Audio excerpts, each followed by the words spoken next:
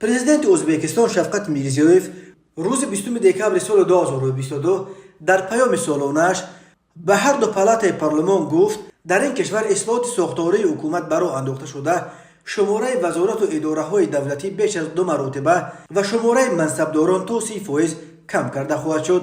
Ман ба фармони ислоҳоти сохторӣ имзо кардам.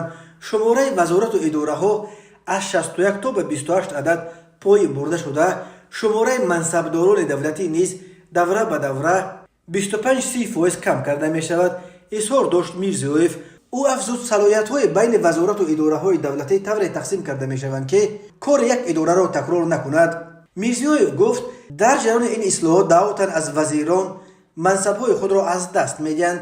танҳо онҳое дар мансаб мемонанд, ки соҳаи худро хуб медонанд, содиқона кор мекунанд ва аз пуштибони халқ бархӯр доранд, таъкид кард президенти Узбекистон.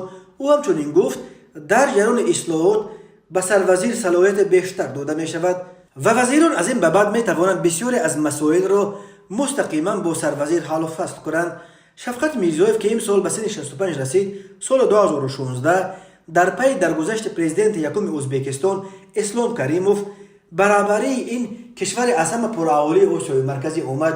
Каримов дар тӯли 27 сол бо як сиёсати шадидтарин бар Узбекистон раҳбарӣ кард ва яке аз диктаторҳои берамтарини ҷавони муосир шинохта мешуд. Вале Мирзиёев, ки ба ҷои ӯ омад, аз идомаи он сиёсати саркӯбгарона даст кашид ва баръакс роҳи ислоҳоти фароғиро пеш гирифт.